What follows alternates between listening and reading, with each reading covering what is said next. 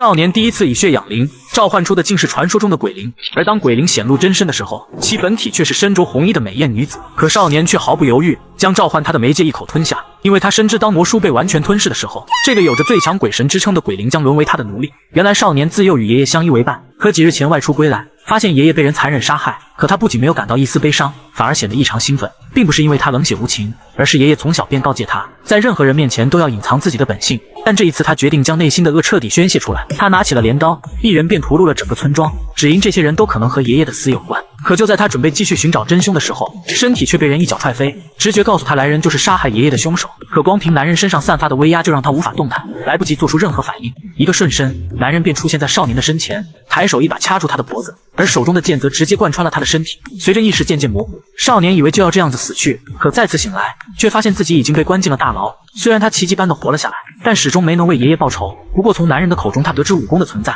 如果我学会了武功，或许就能打败他。可我还有机会吗？就在他努力思考对策时，牢房里泛起了一阵浓雾。自幼熟识药材的他一眼便分辨出了其中成分：三白草、当归、吉草根和岩银草，这是睡眠香。片刻后，他缓缓闭上了双眼。与此同时，一道人影径直来到了他的牢房，然后解开了他脚上的枷锁。就在来人准备将他带走的时候，少年猛然睁开了双眼，趁来人震惊之余，直接一脚狠狠踹在他的身上，然后拼了命的朝牢房外跑去。可下一秒，一股强烈的麻意席卷全身，只见男子抬手击指点在少年身上，少年便再也动弹不得。被扔回了牢房的少年，在看清对方的妆容后，不由得让一阵惊疑。这身打扮虽然和之前那个家伙相似，但此人左眼却少了几道伤疤，难道他们是同伙，想要斩草除根吗？突然，一个头戴斗笠的公子缓缓走来。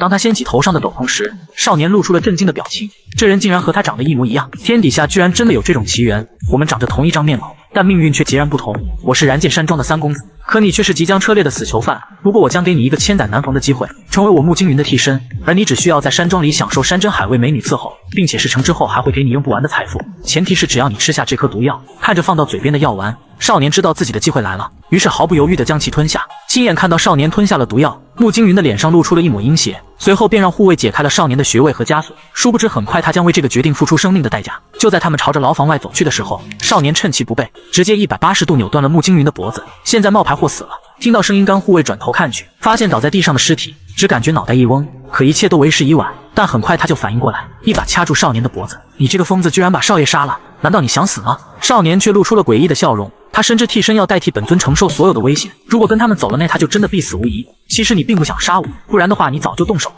听到少年的回答，干护卫恼羞成怒，直接抬手将他狠狠摔在地面，手中的匕首就要朝少年刺去。你以为我真的不敢杀你吗？然而少年仍是泰然自若，毫不在意。相反，这是你千载难逢的机会，吞下毒药的三公子不正是你最好的傀儡吗？忠心的干护卫被少年的一番话动摇了，他冷哼一声，一剑狠狠插在地上。从现在开始，你就是真正的穆青云，而属于少年的复仇也将正式开始。不久后，燃剑山庄内，干护卫警告少年老实待在房间，不许擅自离开。如果你敢耍小聪明，那我一定会杀了你。说罢，随手扔给少年一枚解药，每隔12个时辰吃下一枚，否则你就会毒发身亡。傍晚吃着干护卫给的解药，少年觉得自己非常幸运，在被刺穿胸膛的情况下还活了下来。至于那个想杀他的家伙，应该以为他已经死了，所以现在的他可以光明正大的在燃剑山庄冒充穆青云，学习武功为爷爷报仇。然而为了防止少年搞小动作，干护卫特地派了他的师弟古灿前来监视。当古灿得知少年竟然能杀死穆青云，震惊的下巴都要掉到地上，可又不得不听从师兄的话，让计划继续进行下去。而这边干护卫也感到一阵头疼。作为一名死囚，少年在那种情况下不仅杀了穆青云，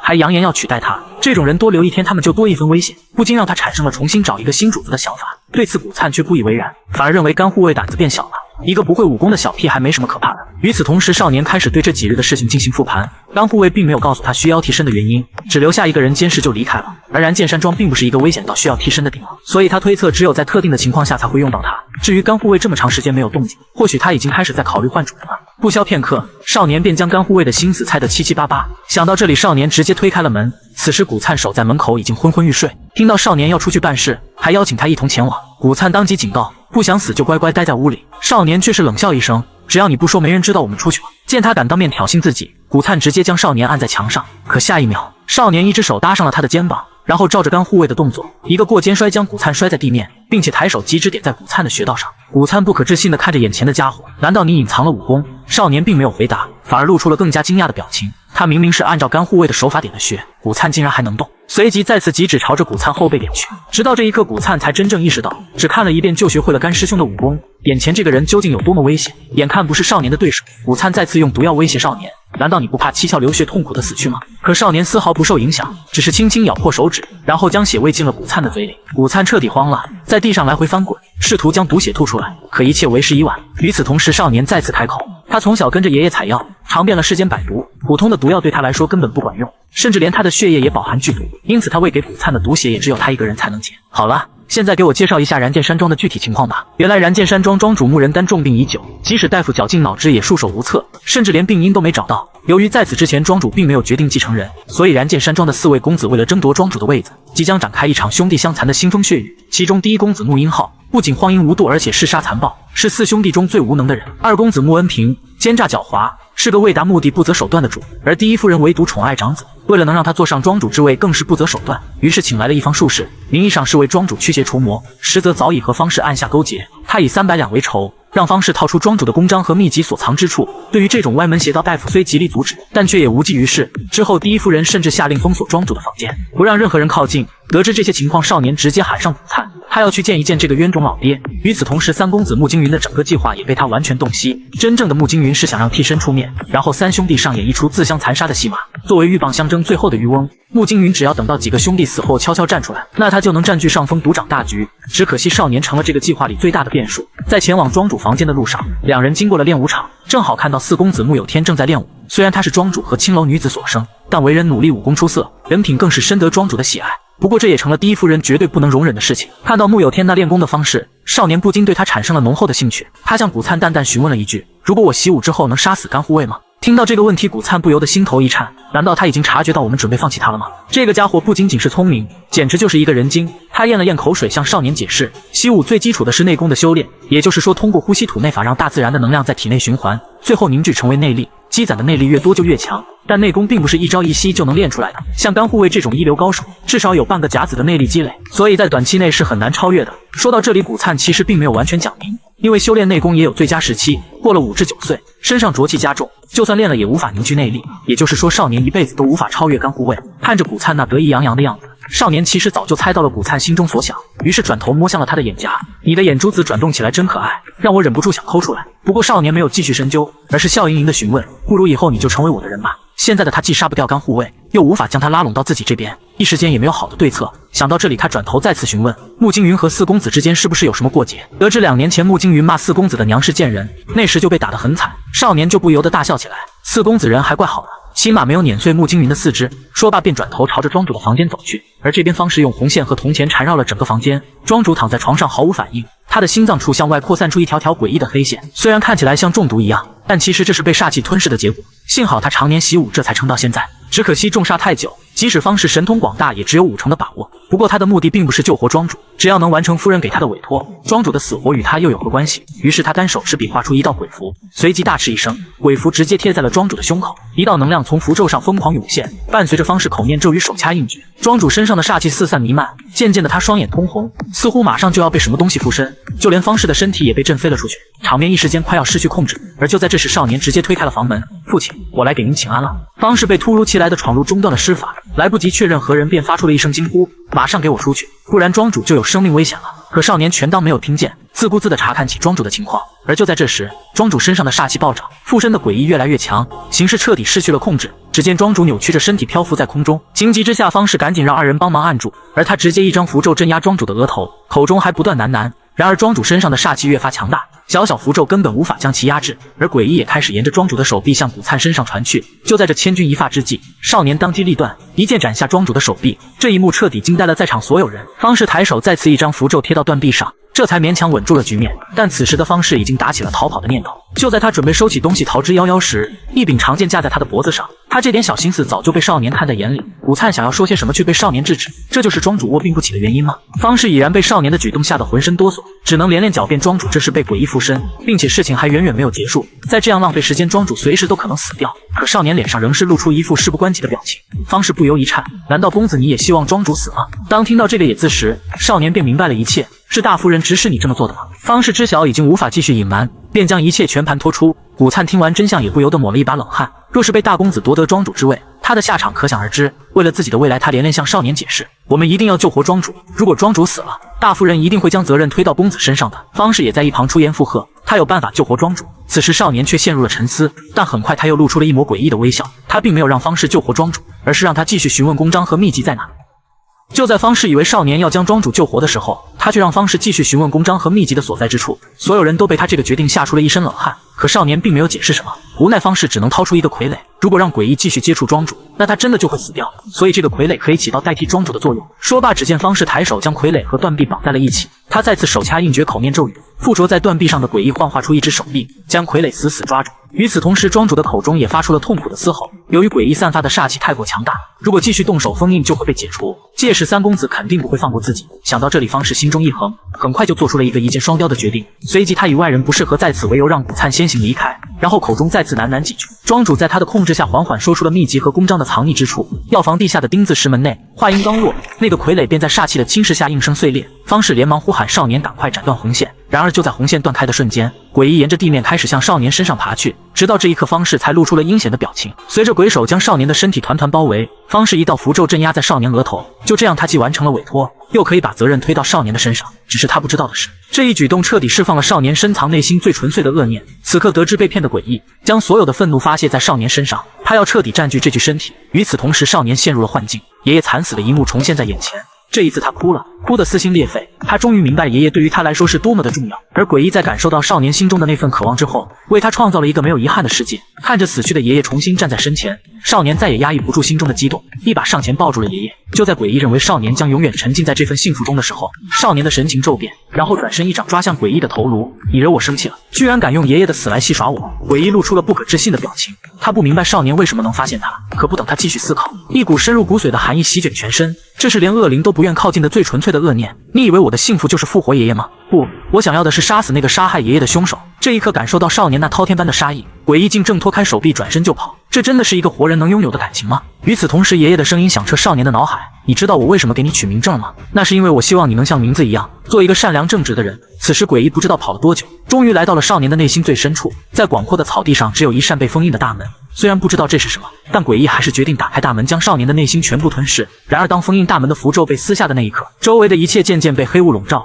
诡异的身体在黑雾下被一点一点吞噬。他挣扎着想要摆脱，但一切为时已晚。在绝望的呐喊中，诡异彻底被拖进了无尽深渊。与此同时，少年猛然睁开双眼，身上的煞气瞬间充斥了整个房间。方氏回头望去，立刻就露出了惊恐的表情。只见少年若无其事地撕下了额头的符咒，一股股黑雾从他的手掌不断向外涌出。只听他的口中轻吐一句“魔色”，黑雾便缓缓凝聚，最后幻化出了一道人影。方氏惊恐地看着眼前的一切，这根本不是普通的怨魂，而是更高级的恶灵。可不等他做出反应，少年一声令下，魔僧便朝着他疯狂袭去。虽然方氏勉强挡下了这一击，但却被少年的举动彻底吓愣在原地。他竟然能把恶灵当成式神一样使唤。要知道，恶灵对于人类来说简直就是灾难。可来不及想明白，恶灵一掌再次抓来，慌忙之中，方氏连忙拿起身旁的宝剑。可面对地狱归来的恶鬼，他的身影显得如此渺小，区区凡物又怎么能抵挡得住？只见无数触手抓向他的身体，方氏口中不断发出饶命的哭嚎。可少年没有丝毫怜悯，你既然听到了公章和秘籍的事情，那就留不得你了。就这样，方氏在无尽的恐惧中被拖入了深渊地狱，直到最后一刻，他才明白，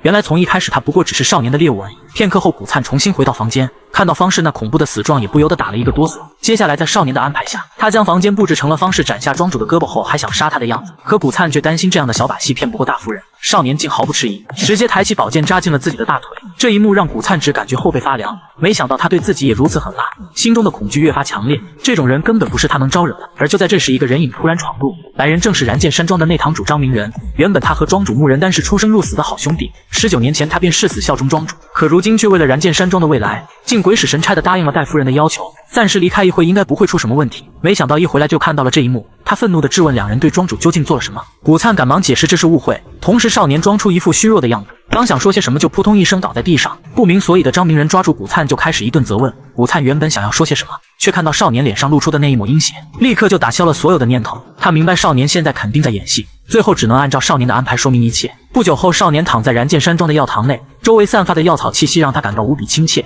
想到很快就能拿到秘籍和公章，心中不由得轻松了许多。虽然这些东西就在药堂的地下，但如今人多眼杂，于是决定晚上再去寻找。这时古灿手缠绷带走进房间，他按照少年的指示，从方氏的尸体上得到了2本书籍，一本是《诸子略阴阳家》，另一本是《怪异初谈》。由于为了销毁证据，大夫人派人将方氏的所有东西都烧了。这还是古灿趁着东西被烧掉之前偷偷拿的。古灿不明白少年为什么要找来这2本书，可少年并没有回答，只是抬手指了指窗外：“你能看到那里有什么东西吗？”古灿在窗口张望了半天，始终都没有发现任何东西。殊不知此刻一个鬼影正漂浮在窗外，而他的身影只有少年才能看见。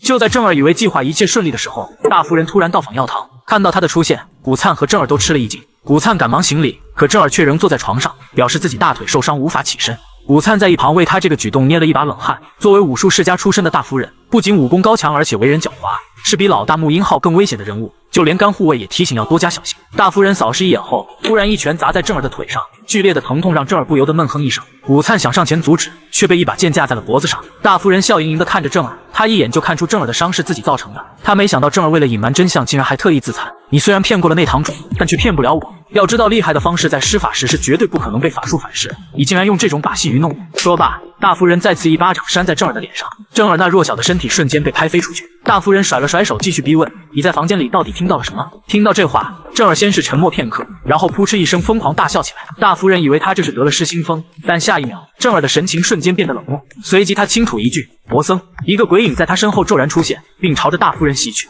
大夫人只感觉有什么东西从身上掠过，而一旁的侍女却被魔僧掐住了脖子，整个身体漂浮在空中拼命挣扎。看到这一幕，大夫人想起了方氏那恐怖的死状。不等他继续往下想，正儿的声音就从他身后传来：“如果你是想要得到秘籍和印章，那你得和我好好谈谈条件，而不是威胁我。”这一刻，大夫人明显慌了，他还想说些什么，可正儿并没有给他任何机会。其实我并不想要庄主的位置，但既然你苦苦相逼，那我只能将秘籍和公章的信息告诉老二，或者告诉老四，毕竟他的武功底子好，作为重归于好的礼物送给他也不错。大夫人被这番话气得脸都绿了，但却拿正儿没有办法，最后只能气急败坏的离开。回到住处的大夫人越想越气，平时窝囊的小鬼，今天竟敢当面抢他的东西。他猜测正儿这家伙肯定一直在隐藏本性。这时身旁的侍女提议，要不要趁三公子使用邪术之前杀了他。大夫人并没有答应，他害怕秘籍和公章落到别人手里，但他又不想一直被人牵着鼻子走。于是他让侍女通知鬼阴阁，就说方氏已经死了，届时这个小鬼也别想好。夜晚药堂内，正儿坐在地上阅读方氏留下的书籍。根据上面的记载，原来人死后会变成冤魂，甚至成为诡异，而根据各种条件会形成不同等级的恶灵。第一种叫赤灵，只可以让活物感到一丝恶寒；第二种为猪灵，这个等级已经可以附身人体，让人感到身体不适；至于第三种黄灵，则已经强大到可以使用煞气杀人。而正儿的魔僧就属于黄灵，但从之前的情况来看，魔僧根本无法对大夫人出手，看样子能否造成威胁应该和目标的实力息息相关。刚才他在古灿身上试了试魔僧的力量，效果不错，但想要对付大夫人和甘护卫仍是不够，所以他必须尽快找到一个更厉害的诡异，也就是第四种绿灵，一种存活了数十年的恶灵，可以让人产生混乱，是极度危险的存在。就在这时，魔僧找到了进入地下室的入口，看来是时候去拿秘籍和公章了。就这样，不知道走了多久，正儿终于走到了梯子的尽头。映入眼帘的是甲乙丙丁四扇石门，钉子石门正是他的目标。然而刚踏入房间，他就触碰到了机关，一块巨石从天而降，随即周围的箭矢疯狂朝他射来。凭借敏捷的身法，正儿轻松躲开了攻击，但机关并没有结束，一道擎天巨柱再次砸来，正儿纵身一跃，险而又险地躲开。接连不断的机关让正儿明白了一件事情，这里除了秘籍和公章，应该还存放着比他们更重要的东西。就这样，不知道经历了多少道机关，正儿终于来到了石室的最里端。这是一个极其对称的房间，从上面的生活痕迹来看，应该是有人经常在这里修炼。对此，正儿却完全没有放在心上。他顺利的在桌子上找到了一个木箱，里面装着的正是燃剑山庄的剑法和心法。正儿毫不犹豫地将它们揣进兜里，不过转念一想，这里应该还有一些其他东西。这是一个奇怪的箱子引起了他的注意，从地面拖拽的痕迹来看，应该是特意被拖到这里的。当他推开箱子的那一刻，一块被黄符封印的地板显现出来，他想都没想便翻开了地板，里面还有一个小箱子，上面仍贴着黄符。正儿思考片刻，还是撕开了黄符，可突然一股不祥的气息迎面而来，就连身边的灯笼也无风自灭。而在箱子里放着的，竟是一本由人皮制作而成的书籍。虽然上面有佛珠缠绕，但还是能清楚地感觉到书上散发出的诡异气息，看样子是捡到宝贝了。与此同时，燃剑山庄的某处正在敲锣打鼓演奏欢呼，而站在最中间的正是二公子穆恩平。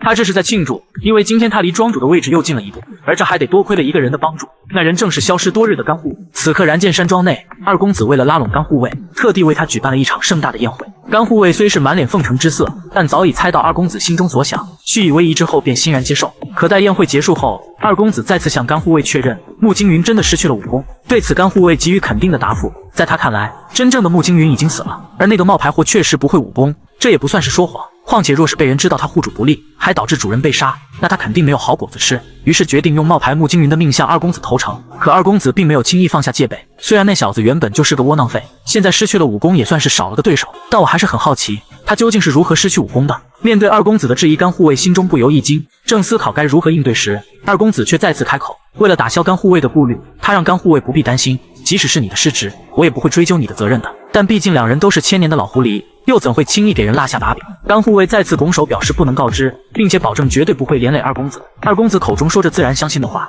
却又暗自提及甘护卫应该是从那个地方出来的杀手吧。听到那个地方，甘护卫虎躯不由一震。原本他以为二公子只是个乳臭未干的小屁孩，没想到对方早已将他调查得了如指掌，瞬间形势变得越发微妙。然而二公子并没有就此放手，他开始步步紧逼。难道这些也是不可言说的秘密？甘护卫被吓得连忙矢口否认。见甘护卫已经被自己完全拿捏，二公子这才果断收手，他不再多说什么，只是让甘护卫先行离去。不过事情并没有结束，二公子对甘护卫提供的信息仍抱有很大怀疑，随即下令属下查明甘护卫的意图以及穆经云的真实情况。属下对此感到非常困惑，难道仅仅只是确认穆经云有没有丧失武功吗？二公子冷冷一笑，那就顺便废了他那两条没用的双腿吧。与此同时，药堂地下室内，少年正拿着那本人皮古书端详了许久，指尖上能清楚地感受到上面传来的跳动，仿佛其中隐藏着某种强大的能量正在翻腾。尽管它并非活物，但少年知道这本古书绝对非同凡响。此刻他已经迫不及待地想要解开封印在上面的佛珠，可突然他的身后泛起一道黑雾，魔僧的身影渐渐显现。正当少年准备询问发生什么事的时候，魔僧的脸色骤变，仅仅只是扫视了一下少年手中的人皮古书，他便被吓得冷汗直冒，浑身颤抖。见此情形，少年露出了兴奋的神色，连魔僧都畏惧这本书的存在，看来的确得到了一个不得了的东西。不过很快他就收起了这份激动，因为他派魔僧和古灿出去把风，如今魔僧却回来找他，那说明肯定有人来了。他倒要看看究竟是哪些碍事的家伙。此刻药堂外，二公子派来的杀手已经埋伏在树上，发现本应贴身保护主人的古灿却在门外把风。杀手知道三公子肯定在隐瞒什么，于是趁着少年睡着的时候溜进了房间。正当他想查验一下三公子是否真的失去武功时，惊讶地看到桌子上摆放着燃剑山庄的秘籍，霎时间就被吸引了过去。翻看几眼，发现竟然是真的，杀手的手不由得颤抖起来。若是将他拿给二少爷，那庄主之位非二少爷莫属了。可这时少年的身影已经悄然出现在他身后，一只手狠狠抓向他的头颅，猛然砸向桌面，一下、两下、三下。少年露出了阴冷的表情，你来我的卧室有何贵干？难道也是来睡觉的吗？杀手瞬间大惊，自己竟被一个小子给算计了。可不等他说些什么，少年手上的动作越发猛烈，随即杀手便失去了意识。而当杀手再次睁开双眼，已经被倒吊在了房梁下。只见少年邪魅一笑，那冰冷的匕首狠狠扎入地板。我们是不是该好好谈谈了？就在少年制服杀手之后，听见动静的古灿连忙推开房门，发现躺在地上的男人，他一眼便认出了这人是二公子的心腹赵一常。二公子向来爱惜人才，他奉劝少年最好不要乱来，可少年却不以为然，自顾自地驮着赵一常转身离开。而当赵一常醒来的时候，已经被倒挂在房梁上面。可面对少年那犀利的目光，他仍是大言不惭地出言威胁，声称自己是二少爷的人，倘若让他知道你这样对待我，那二少爷必定会让你吃不了兜着走。说罢还嚣张地让少年尽快交出秘籍，届时我会在二少爷那里美言几句，或许还可以保你不死。对此少年只是微微一笑，随即从口袋掏出一柄匕首。看来二哥真的很珍惜自己的部下，你都沦落到这种地步，还能仗着他的威风如此猖狂。说着还不忘帮他解开绳子。赵一常闻言还以为对方怂了，可没想到下一秒少年的手上赫然多出了一根手指。只见少年脸上露出一抹阴冷，询问赵一常这是谁的手指。赵一常一脸惊恐却又一脸疑惑，这明明是他的手指，可他为什么没有感觉到一丝痛楚？而这都是因为少年早已对他使用了麻醉散，中招者在2个时辰之内身体都不会有任何感觉。听到这里，赵一常顿时慌了。好了，从现在起，我每问一句，你若不回答，那么每1秒我便切下你一根手指。首先，二哥派你过来的目的是什么？此时赵一常早已被吓得失了神，根本来不及反应。也就在这犹豫的片刻，他的手指犹如切菜般被一刀刀斩下，瞬间赵一常的手指便所剩无几。正当少年准备砍下最后一根大拇指的时候，赵一常终于从恐惧当中反应了过来，急忙解释自己是来探查他是否真的失去武功的。听到这里，少年陷入了沉思，他推测看来是甘护卫投靠了二哥，随即再次提问，是甘护卫说的吗？赵一常给出了肯定的回答。看着眼前这个心思缜密的少年，赵一常也没想到，仅凭寥寥数语，他便洞悉了甘护卫的背叛，不禁开始怀疑这是否一开始就是他们的计谋。然而此时他已经顾不得想那么多，因为他从少年的身上感受到了一股浓浓的杀意。他拼命呼喊恳求放了他，并且扬言誓死效忠三公子，甚至愿意用自己的生命为三公子做任何事情。而就在这时，少年一改刚才那阴狠的表情，露出了一副和善的笑容。刚好我也有一件事想拜托你，你现在可以帮我吗？赵一常听到这话，犹如抓住了一根救命稻草，连忙感谢少年的不杀之恩，只要是三公子的命令，我一定办到。话音刚落，只见一柄匕首径直穿过了他的脖子。与此同时，少年阴狠地看向眼前的男人，口中只是冷冷一句：“那就借你的血来用一下吧。”而少年之所以如此，为的就是解除封印在魔书上面的佛珠。在此之前，他从那本阴阳家古籍中了解到，正气之物能够封印邪祟，也就是说，冤死之人的血或许能解开封印。于是他将赵一长的血全部滴到了魔书之上，仅仅片刻，书上的佛珠便开始寸寸碎裂。正当少年思索这本书里究竟封印着怎样的存在的时候，盒子里的鲜血开始剧烈翻涌，然后不断向周围扩散。与此同时，魔书上方出现了一个由无数血气凝聚而成的茧蛹，而就在里面的东西破茧而出的时候，整个空间被汪洋血海笼罩。只见一条纤纤玉腿一步踏出，一位身着红衣的曼妙女子朝着少年径直走来。那身上散发出的气息根本不是陆灵能够达到的。根据阴阳家古籍中记载，鬼灵还有第5个等级，青灵。此刻少年也不知道自己这算是走运还算是倒霉。而就在这时，女子口中传来一声跪下，一股莫名的威压席卷而来。少年的身体硬生生被压在地面，无法动弹。愚蠢的人类，把你的灵魂交出来献给本座吧！作为死了100年以上的冤魂，青灵这种鬼灵至少需要数十人才能将其制服。这一刻，少年缓缓起身，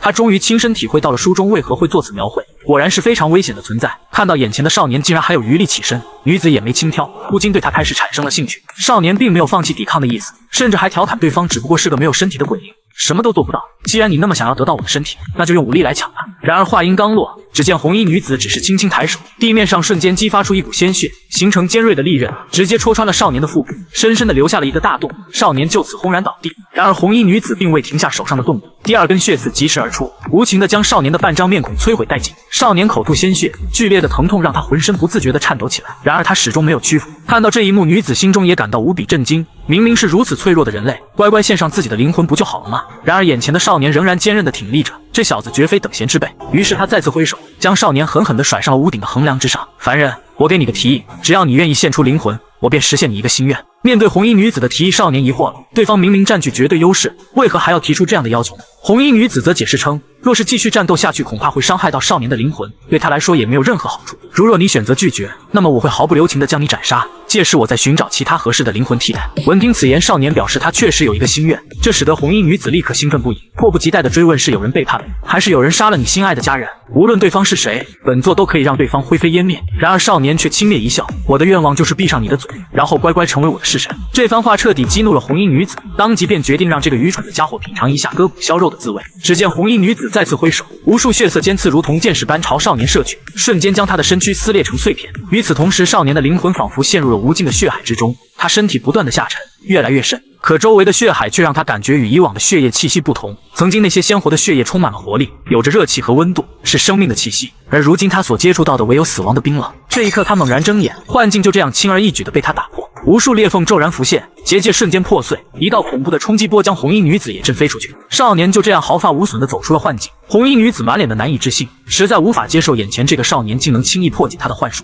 可她仍不死心，她再次挥手，一只血色蝴蝶幻化而出，朝着少年缓缓飞去。而当血色蝴蝶接近少年之时，他的脸上也被划开了一道血痕。然而少年甚至连眼皮都未曾眨一下，依旧泰然自若地站在那。此时红衣女子再次震惊不已，她的幻术即便是一流的方式也未必能够破解，而眼前这个少年却如此轻易地做到，难道这就是与生俱来的天赋吗？就在这时，少年却突然放声大笑，引得红衣女子咬牙切齿。纵使你成功破除了幻境，你以为就能改变当前的局面吗？少年冷冷回应道，他只不过是想起了一件颇为有趣的事情。听到这里的时候，红衣女子明显有些慌了，而当看到那本封印她的人皮魔书，她知道对方已经知道了她的弱点。没错，越古老的灵体通常越需要一个可以容身的媒介，而这本书恰恰就是她的媒介。而就在这时，只见少年张开大口开始疯狂撕咬书皮，与此同时一道道血痕从女子身上浮现，他有些瞠目结舌，力量开始肆意。他怎么都没有想到这家伙竟然将书皮撕破了。要知道这本书充满了妖气，就连一流方式都无法将其破坏，只能勉强将其封印，如今却被这个小鬼撕破了。红衣女子发疯一样扑向少年，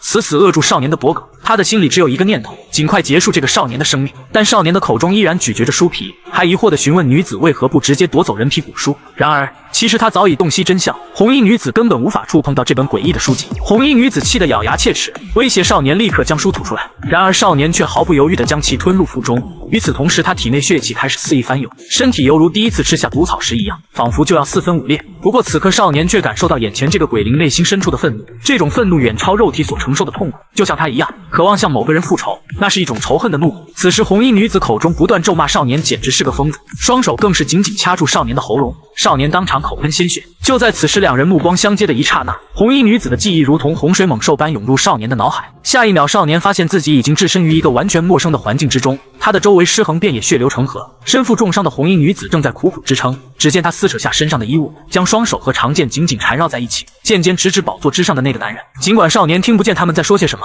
但他能清楚地感受到红衣女子心中滔天的怒火。宝座上的男人居高临下地俯视着红衣女子，这使得红衣女子更加愤怒，她拼尽全力地朝这个男人冲去。就在两人激战的一瞬间，仅仅一个回合，男人的手掌便穿透了红衣女子的胸膛，甚至直接将她的心脏挖了出来。红衣女子就这样无力地倒在了楼梯之下，眼神中写满了无尽的绝望，最终只能眼睁睁地看着无数人影挥舞着武器，一刀刀地刺入她的身体。少年亲眼见证了这一切的发生，红衣女子最后连一具完整的身躯都未能留下，就这样她被制成了这本诡异的人皮魔书。与此同时，少年从记忆中猛然醒来，他惊讶地发现自己的胸口不知何时竟多出了一根红线，并且与红衣女子紧紧相连。只听哇的一声，泪水如同决堤的江水从女子的眼眶中奔涌而出，她竟然成为了少年的侍臣。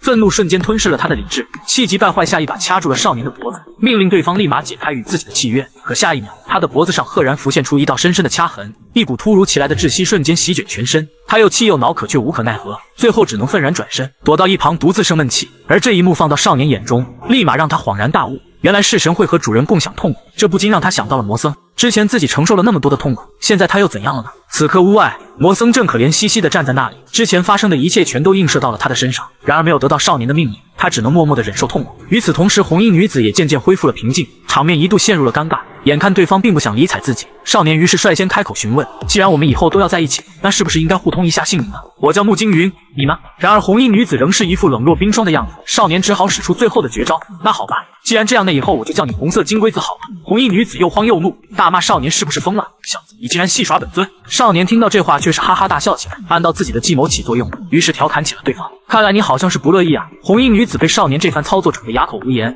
然而一向高傲的她仍是不愿透露自己的身份。你们这群蝼蚁没有资格知道本座的姓名。少年不禁哑然失笑，最后只好随口给红衣女子起了个名字，根据鬼灵的等级，她现在是青灵，那以后我便叫你青儿吧。红衣女子冷哼一声，再次转过头去。少年无奈轻叹一口气，没想到这女人的自尊心竟然这么强，可自己又无法凭借武力打败她，还真是麻烦，看来只能慢慢哄了。片刻后，少年将注意力放到了那本人皮魔书上。青儿，你知道这里面有什么东西吗？红衣女子依旧一副爱答不理的样子，挥挥手示意他很忙，不要跟他说话。少年无奈之下，只能自己翻阅里面的内容。只见里面全是用血写成的符文，虽然杂乱无章，但却让少年感到很有意思。他一本正经的样子也引起了红衣女子的注意。本以为对方只是随便看看，谁知下一秒，少年竟准确无误地读出了上面的咒文。而当咒文被读出的一刹那，一股诡异的力量不断涌入少年的身体，那只握住魔书的手竟然和人皮粘在了一起。红衣女子大惊，她不敢相信少年究竟是怎么做到的。你怎么会止字术？少年不明所以。就在他感到疑惑的时候，一股黑气骤然浮现，开始不断侵蚀他的身体。红衣女子大感不妙，连忙惊呼：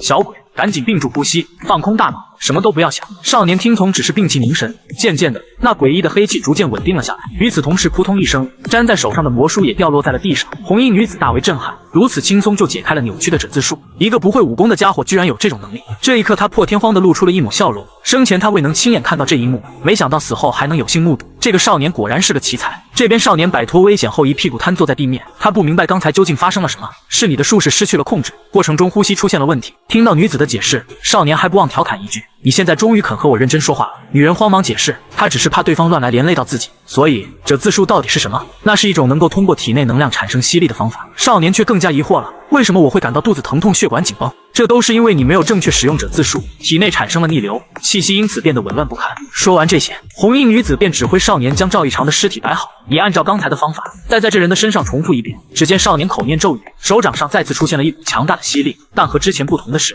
这一次他感受到了一股温暖的气息，正顺着血管向他的丹田凝聚。看样子你已经领悟到了其中的奥秘，这就是者字术，它可以吸取万物，即使是内力也不例外。少年对此颇为震惊，这难道就是古灿所说的内力吗？内力是需要很长时间才能锻炼出来的，如果以这种方法，那他岂不是可以通过吸收他人的内力快速变强？正当他以为自己马上就要无敌的时候，刚才吸收的内力却突然间消散开来。原来内力的修炼需要搭配特殊的吐纳之法，这样丹田才能将其牢牢抓住。由于这样凝聚的内力有一种特殊性，他不容易和别人的内力混在一起，也就是说，想要通过者自术凝聚内力显然是行不通的。少年倍感失望，然而女子却劝他不必沮丧，者自术有这个用途就足够，毕竟这仅仅是破斯巴式的基础，即便只是学会了其中的一招，也能感受到其中无穷无尽的奥妙。虽然你吸收的内力会立即消散，但你仍可以通过运气口诀将其凝聚到手掌。这话听到少年耳中，却让他丈二和尚摸不着头脑。原来运气口诀只是为了引导脑海中产生星象幻想，只要能做到这一点，就能将内力凝聚到手掌。红衣女子认为少年根本无法做到，因为对于新手来说，没有运气口诀，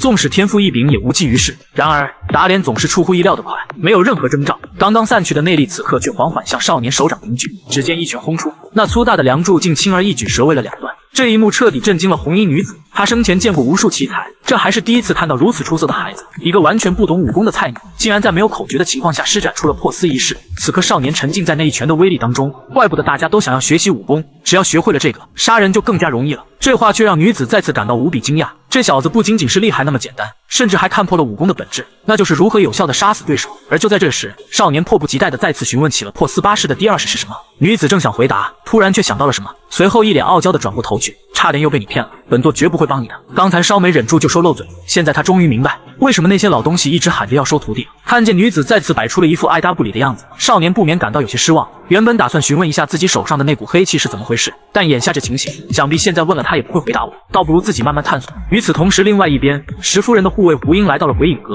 然而刚踏入房间，眼前便出现了一堆瘆人的木雕，这不免让他有些背脊发凉。就在他准备说话之际，旁边的烛台毫无征兆的自行燃烧起来，周围的一切无时无刻透露着一股诡异的气息。他赶紧将方士淼幸被三公子杀死的事情说出，并且表示对方如果愿意接下杀死三公子的委托，戴夫人将会额外增加400两作为报酬。可当他把话说完，周围仍旧一片死寂，只有烛台此刻无风自灭，看来是成了。胡英立刻转身告辞离开。明明房间里空无一人，但他总觉得有一双眼睛在背后紧紧地盯着自己，这种感觉让他感到毛骨悚然。在胡英离开之后，刚才空无一人的房间，此刻却赫然多出了几道身影，他们手持法杖，头戴面纱，全都围在淼幸的尸体旁边。根据胡英的描述，他们很快便确认了三公子应该是动用了鬼灵，而且还是皇灵级别的冤魂，但他们又感到疑惑，冤魂是不可能成为弑神的，也就是说这个人会相当危险。随即阁主轻声一句，你们之中的一人即刻动身前往杀了这个三公子。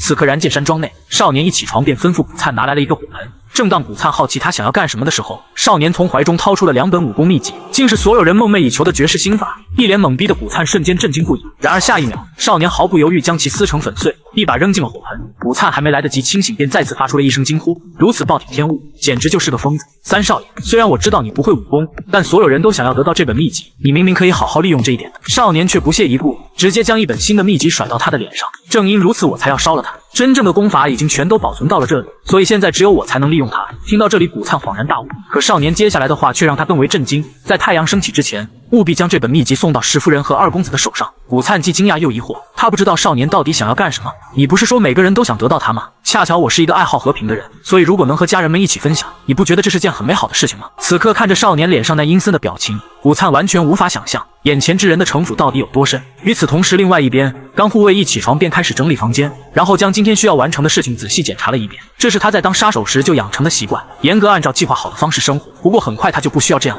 因为只要他能成功帮助二公子坐上庄主之位，他就能成为燃剑山庄的长老。想到美好的生活正在向他招手，心情就变得无比舒畅。但现实往往事与愿违，此时下人前来通知，二少爷找他有事。片刻后，穆恩平的房间内，刚护卫头破血流，愣愣地站在那里。原来赵一长的失踪让穆恩平气急败坏，他将一切都归咎到了甘护卫的身上。甘护卫一时间也不明所以，但他仍信誓旦旦保证自己绝对没有欺骗二公子。可二公子此时早已对他已经失去了信任，拿起桌上的砚台便砸向甘护卫的脑。以甘护卫的身手，他本可以躲开，但他并没有，因为如果此时继续忤逆二公子，那他易主的计划就泡汤了。他付出了那么多艰辛，好不容易才走到这一步，他绝不允许这样的事情发生。于是强忍头上的疼痛，以自己的右臂起誓，请给我一点时间，我一定会查出真相，给您一个交代。看到甘护卫一副不像说谎的样子，穆恩平沉思了片刻，很好，那就证明给我看。如果你能在2个时辰内找到赵一长，我就相信你；但如果你没有做到，你将失去的不是手臂，而是你的生命。片刻后，甘护卫愤愤地离开了房间。此刻他思绪飞转，自从那个假货出现后，所有的一切都偏离了他的计划。虽然是那家伙的可能性很低，但如果他耍了什么诡计，自己一定不会轻易放过他。想到这里，他头也不回地朝着少年的房间走去。可没走出多远，竟迎头碰上了古灿。看到古灿全然一副没精打采的样子，甘护卫气急败坏，一把掐住了他的脖子。我不是告诉你一刻都不要把眼睛从那小子身上移开，你以为我在开玩笑吗？古灿本就心里有鬼，被一顿怒斥瞬间便露了怯，可嘴上还想狡辩。就在这时，刚护卫突然发现古灿怀中的那本秘籍，古灿顿感不妙，想要阻止，可一切为时已晚。当看到封面写的名字，就连刚护卫也露出了不可置信的表情。这段时间你到底做了什么？这一刻，愤怒彻底占据了整个身体，随之而来的就是惨不忍睹的血腥场面。不久后，刚护卫拖着古灿走向少年的房间，他一把踹开房门，将古灿整个身体扔了进去。然而看到地上奄奄一息的男人，少年却露出了意味深长的笑容。恭候多时了，刚护卫。那泰然自若的样子让甘护卫不禁大声咆哮了起来。他一把掐住少年的脖子，质问少年到底对二公子的护卫做了什么。可少年却装出一副毫不知情的样子。你觉得一个连武功都没有的人能对他做些什么呢？甘护卫知道少年说的确实如此，但心里总有一种不安的感觉。毕竟眼前的少年毫不犹豫就将真正的三公子杀了，如此深的心机又怎么会乖乖听话呢？这一刻他才猛然惊醒，一定是这个家伙杀了赵一长。想到这里，甘护卫直接掏出了匕首，这样的人绝对不能让他活在世上。而这边看到甘护卫掏出了武器，少年却露出了兴奋的表情。随着一道剑芒划过，鲜血四溅。然而少年并没有死去，甘护卫并不甘心就这样结束。整整3年，你知道我这3年是怎么过来的吗？为了进入燃剑山庄，我花光了所有积蓄，每天还要做着各种杂活。好不容易坚持到现在，可如今却都被你给毁了，所以我必须杀了你，不然我也会死在这里。说到这里，甘护卫却从怀里掏出了那本心法。不过现在你还有一次机会，告诉我剩下的秘籍在哪，或许我还会饶你一命。眼看狐狸尾巴终于露了出来，少年冷冷一笑，但表面上还是装出一副无辜的样子。我不知道你在说什么。眼看软的不行，甘护卫再次将匕首对准了少年的脖子，威胁对方如果不将秘籍交出来，那他就一刀一刀割下少年的血肉。我相信到时你一定会乖乖把秘籍交出来的。少年只能轻叹一口气，好吧，我现在就给你。听到这话，甘护卫顿时就兴奋了起来，伸出手就向少年索要秘籍。可下一秒，少年却将自己的手放到了甘护卫的手上。现在我已经给你了，秘籍都记在了我的脑子里。甘护卫瞬间大怒，就在他想要好好教训一下对方的时候，少年却直接握紧了甘护卫的手掌，一股诡异的力量涌现，甘护卫的内力开始沿着手掌不断向少年的身上汇聚。我还在考虑这一招要用在谁的身上，没想到你竟然自己主动送上门来了。甘护卫闻言大惊，他想要抽回手掌，可任凭他怎么用力都收不回来。惊慌失措之下，他举起匕首就朝着少年刺去。幸好少年及时闪避，这才躲开了致命的一击。不过两人的手也在这个时候分开了。随后甘护卫一脚将少年踹飞了出去，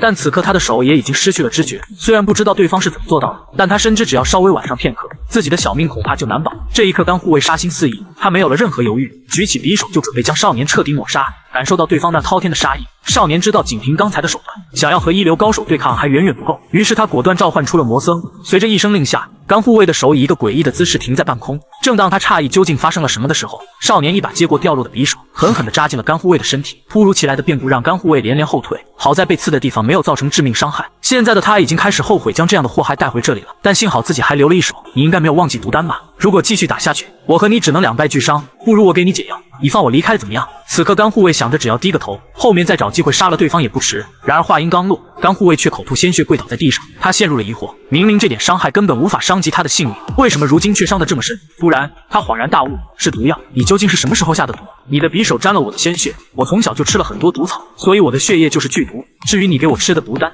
对于我根本起不到任何作用。此话一出，甘护卫犹如晴天霹雳。这一刻他终于体会到了死亡的恐惧。刚才还嚣张无比的他立刻就不自觉地颤抖了起来。可他还不想死，求求你饶我一命，我愿意当你的狗，永远效忠你。然而少年依旧神情冷漠，虽然你的态度让我很满意，但如果你从一开始就这么做的话，或许我们还能成为不错的同伴。说罢，少年狠狠一用力，甘护卫胸口的匕首彻底没入了身体。像他这种随时都会更换主人的狗，又怎么可能会忠心？所以少年绝对不会让对方留在自己的身边。渐渐的，甘护卫在无尽的懊恼与不甘中失去了意识。做完这一切，少年起身伸了伸懒腰，虽然花了点心思，但能这么快将这个心腹大患解决，少年也觉得自己很走运。随后他将目光看到了一旁的古灿身上。甘护卫并不知道秘籍的事情，看来这家伙的嘴巴还挺严。对于这个家伙，少年也越来越满意了。想到这里，他一把叫醒了还在装死的古灿，快点给我起来！打架的时候我已经看到你在那偷偷挪动身体了。古灿略显尴尬，原来这里的一切都在少年的掌控之中。片刻后，少年让古灿清退周围的人，而他则独自留下来处理甘护卫的尸体。他再次将手放到了甘护卫的身体上，和之前一样，